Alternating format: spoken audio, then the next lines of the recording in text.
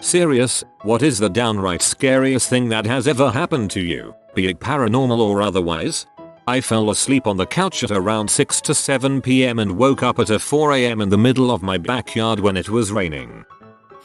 I was about 5 or 6 years old living in Dallas, and I was in the nurse's office when the tornado warning siren went off. The nurse ran out of the room towards the other side of the school, leaving me behind. The lights had gone off and I didn't want to be alone, so I went to follow her and ended up on this ramp that connected both sides of the school. To the right of me was the cafeteria and on my left was a wall with floor-to-ceiling windows. It was so dark outside that I could barely see anything out the window. The sound of the siren combined with the intense wind scared me the most. By this point I was in tears and I just stood there for who knows how long because I was so scared. Then the vice principal came running up the ramp, scooped me in her arms and asked whose class I was in. I remember walking into the classroom and seeing my teacher with a flashlight in her hands huddled with the other students in the middle of the classroom. 16 years later, Ms. May is still my hero. What a crappy nurse. One time I woke up and my eyes were super dry, like, beyond description. I opened them and it was pitch black. Couldn't see a thing. But I knew there was light in the room since my alarm went off, so it must have been 8 AM at least. I literally felt my eyelids to make sure they weren't closed. I shut them and cried for like a minute to moisturize them and I could see again. So yeah, waking up blind is not a fun thing to have happen. Flying from Denver to Nick. About 30 seconds after the plane leaves the ground, the left engine explodes. Likely a bird, they said. I'm pretty calm, but start getting freaked out when I notice the stewardess are all crying. Completely freaked out when we are getting close to landing and there are fire trucks all up and down the runway. And the runway we are landing at is way the heck away from the terminal and everything else. Whoa. So I don't wish this situation upon anyone. But if it ever does happen to anyone, you must get on the next flight. Some of my fellow passengers opted to take a train home. If I'd done that, I'm positive I would have never flown again. I swear I read somewhere that the #1 reason why planes are grounded is because birds hit the windows or the engines and cause damage. Fell 75 feet off a cliff when I was in my 20s. I was pretty sure I was going to die, but I got lucky. When I was 16, I was at a local mall by myself. I noticed a large man kept going where I would go, and just gave me a bad gut feeling. After about 15 minutes of him following me around, I go into a Starbucks and sure enough he follows. This Starbucks was right next to the mall's public restroom, and I so stupidly decided to go into the women's room. Thinking he wouldn't follow, I go into a stall, lock the door, and pull my feet up so they can't be seen since the stall's lock didn't continue to the floor. No more than 10 seconds later I hear the bathroom door open and someone walking in. The man stopped in front of my stall door and just stands there, facing it for what felt like minutes. He was so close to the door his boots were pretending into the stall. Then, without any words spoken from either of us, he left and I never saw him again. Scariest few minutes of my life, and I'm still so mad at myself for isolating myself in a bathroom. Opening my front door to see 12 armed police officers about to raid the house. 2 of my friends were spending the night at my parents' house. We were all still in high school. My bedroom was a room away from the kitchen, connected by a pantry and a hallway. I heard the back door handle jiggle, which meant a cat wanted to go outside. So I went to let it out and get a drink. As I walked into the kitchen, I noticed there was no cat there, and the door to the basement was wide open, which we always left closed and locked. So I closed and locked the basement door. A tad unnerved, but it didn't matter. Next to the basement door was a staircase that went upstairs to the 2nd floor. This is relevant later. A couple hours later I hear the fridge door close. I noticed that because I didn't hear it open, but it was in a different room, so that's not too weird. What made it weird was that I didn't hear anyone walk down the stairs or by my bedroom from the front of the house. The back stairs to the 2nd floor are really loud and creaky, so I would have heard something. Unnerved, I took a knife and went into the kitchen. I see no one in there, but immediately notice smoke coming up from under the basement door. I opened it up and it was filled with smoke. Closed it, got my parents up, call the fire dept, go get ready to sleep in my car for the night, as it was about 4 AM at this point. A firefighter comes and tells us it's okay to go back into the house now. For some reason the furnace had caught fire inside. and was filling the house with carbon monoxide. Had my friends and I went to sleep, we'd all be dead. Still have no clue what jiggled the doorknob or closed the fridge, but it kept me alive. Carbon monoxide causes people to be delusional. There was actually a thread pretty recently about a guy who thought he was being stalked in his own apartment, but it turned out there was carbon monoxide in his apartment and he was forgetting the note it he'd been leaving for himself. I was asleep in bed one night and my mom, who had recently taken interest in home security, had put a wooden dowel in my bedroom window and forgot to tell me about it. It was obviously a redneck version of a window lock, because we lived in an old house and didn't have locks on the windows for some reason. Anyhow, I found out later that there was an electrical fire in the hallway outside my bedroom, and I woke up to smoke slipping into my bedroom from beneath my door. Being a little kid, I was scared shitless and had no idea what was going on at the time, and so being smart, I thought to try and get out my window, but I couldn't get the dowel out. I spent what felt like 10 minutes trying to get my little fingers around it and slip it out of the window sill but couldn't. Finally, my mom got into my bedroom, grabbed me and wrapped a wet towel around me, and supermommed us out of the house, and me safely out of trouble. Best part, she went back in, got our fire extinguisher from under the kitchen sink and put that fire out herself. Thankfully, it wasn't some huge, home-destroying catastrophe.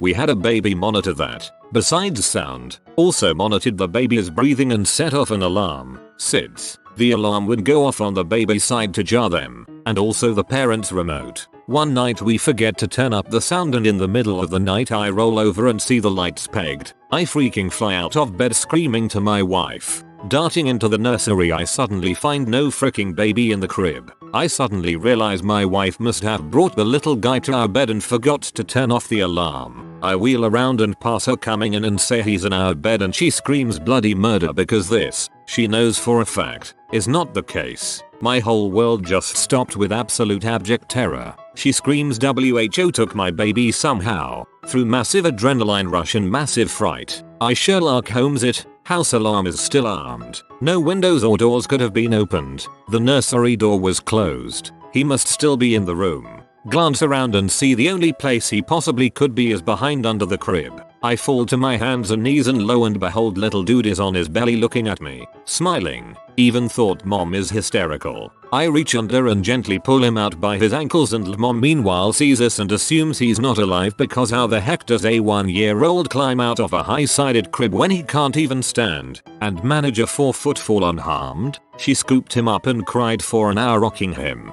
I didn't sleep that night. Little monster has had us guessing ever since. I saw something weird freaking creepy. So have you ever seen what you thought looked like a person out of the corner of your eye, but they disappear before you get a good look at it? Well, while I was on Netflix and browsing Reddit when I saw a head peeking out from the stairwell, when I looked at it, it was still there. It slowly moved its head back behind the wall. I got a good enough look at it that it seemed to be charred burned. The thing that creeps me out the most is that my puppy who was with me at the time looked at that spot for the next 5 minutes with his hair and ears perked up. Try imagining it with a comical slide whistle. I was followed by a man in a car one night and I'm 100% certain he would have tried to abduct me. This was in Chicago after I helped chaperone a debate team trip. I was walking back to my car and the guy passed me, then circled back and passed again. I honestly thought he thought I was an escort and remember thinking he'd be disappointed if he stopped. Then he started driving next to me at walking speed but had to move when another car came. I crossed and crouched behind a parked car for a minute and when I stood up he was gone. Kept walking and when I got to the next intersection he was hiding on a cross street. I was almost back to my car and he was still following me when I ran into a group of teenage-ish girls. I blurted out, I think that man is following me. Meanwhile dude parks behind my car waiting for me to be alone again. Thankfully the girls walked me to my car and texted me his license plate, but I don't think I've ever felt so unsafe in my life. Ugh. Thank God for those girls. I was on a Girl Scout trip staying in this older house in Sandy Hook. I think I was around 11 or 12. We were all in bed, and for some reason I wanted to go downstairs. I remember hearing the parents talking in the downstairs kitchen, and I was walking toward where I saw a lit up room. Then it all disappears, and I'm standing in the middle of an empty dilapidated room. Random crap. Plaster on the floor, no furniture, I freak out and try to retrace my steps back to where I thought the adults were. I wander around for a bit and finally find a staircase. Weird, the staircase was blocked by a couch at the bottom. Then I realize I had been sleepwalking and somehow managed to go up to the 3rd floor where we were told not to go.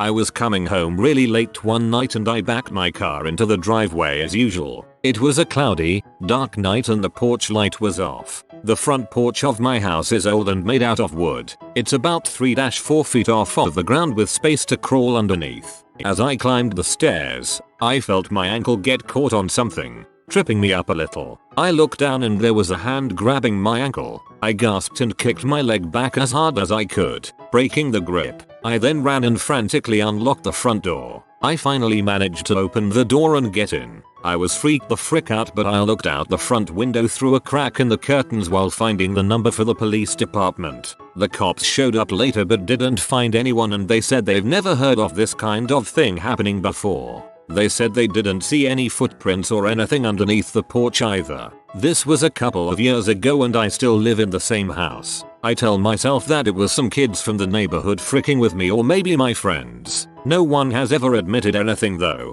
but I'll never know for sure I guess. I did buy a motion activated light for the front porch since then.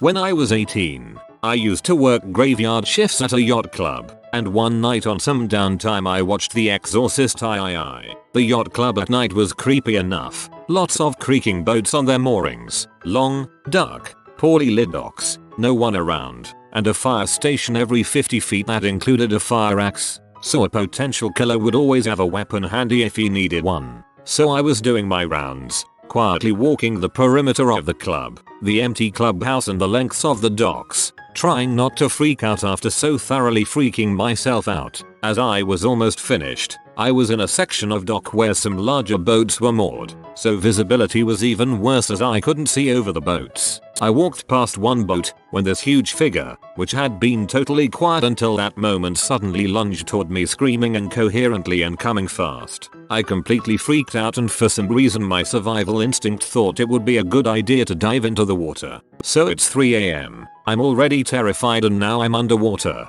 Can't see any lights and then can't find the surface because I came up underneath a floating dock. I started panicking and somehow managed to find my way to a gap where I could breathe.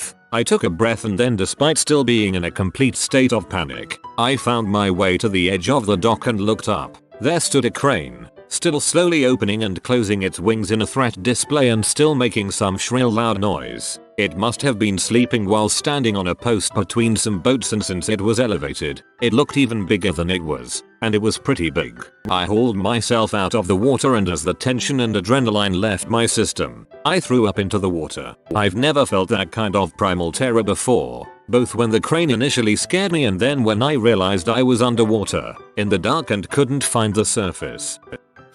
It was about 10:30 PM and I'm laying on the couch jamming out through my earbuds and playing on my iPad. I close my eyes while listening to Lithium by Nirvana, when I notice the song just cut out. I open my eyes and I'm outside, in the cul-de-sac at the other end of my neighborhood, about half a mile, wearing nothing but pajama bottoms and just below freezing temperatures, just staring out into a cornfield. I walk back to my house, and when I get to my room I saw it was like 3 AM. Still no clue what happened, but I had apparently scribbled in my school notebooks and put out the fireplace during my little nighttime adventure. I had thought it was all a dream until I woke up the next day and my mom asked about all the grass I had shaken off my pants onto the floor, so that freaked me out pretty bad.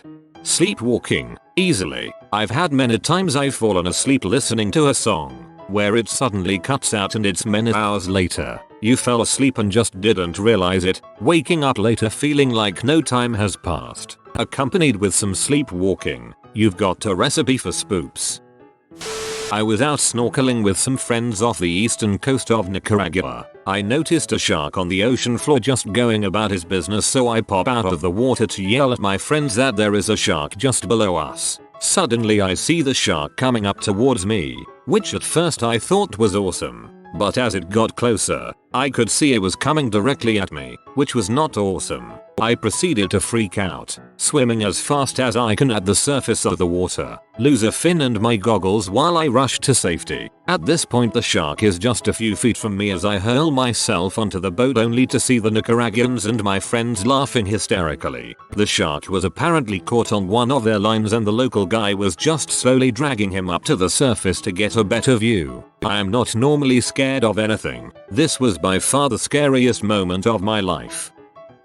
My child, not quite 2, was choking on a metal washer. I did not know what it was at the time. My husband came running to me, holding our son under his arms and told me he was choking. I told him to get our other small kids in the car and call 911. I could not see a thing in his throat and he was going white. I started doing back blows, and if any of you are ever in this situation, you cannot be gentle. If you are around kids, take a class. Anyway, I did abdominal thrusts and still nothing. At this point I came over with this cold feeling and I picked him up with my left arm again, almost completely head down and headed out the door, banging the poor kid between his shoulder blades as I went. My husband had tossed the kids in the back, had the engine started and the phone out. As I went over our step there was a clink and a washer hit the stones. Our son gasped and started to cry. It was a beautiful sound. All was well. I have had bad stuff happen to me but this was far worse. I don't know the amount of time that passed but I think it was less than 2 minutes. Still a heck of a long time to be terrified. He is 14 now and a terrific kid. I am so very grateful to my college first aid instructor. I can't recall his name but he was the top hazardous materials firefighter in Denver at the time. He made us practice dealing with a choking child over and over and I think that course saved my son's life. I was kidnapped when I was 9 years old. I was walking to my friend's house, which was right up the street, maybe 6 houses down or so. Not far at all. My mom had told me to be home for dinner at 6 p.m. Well, when I was walking I noticed a man following me in his car. I naturally get anxious anytime I see someone while I'm walking to this day. Anyway, I started walking a little faster. Kept thinking to myself, only a few more houses. 3, 2. Then he stopped, got out, and grabbed me. Quicker than you can say actually. I can't think of anything, but it happened really fast. Luckily, my friend's dad was sitting on the porch and saw this happen. So he started chasing after the car, running as fast as he could. The man had me sitting in his lap while he was driving, holding me down with one hand, covering my screaming mouth with the other and kept shouting shut up. Well, my friend's dad eventually caught up to the car, about 10 blocks down, out of breath, holding onto the side mirror running with the car, trying to get the door opened. He finally decided it was best to straight up punch through the window and pulled me out of the car with his then bloody hand. He carried me back to my house while I was crying and shaking and told my mom everything. I was traumatized. She reported it to the police but to this day we don't know who that man was. If you are new to the channel, you can subscribe. I publish new videos every day. Until then, check another video.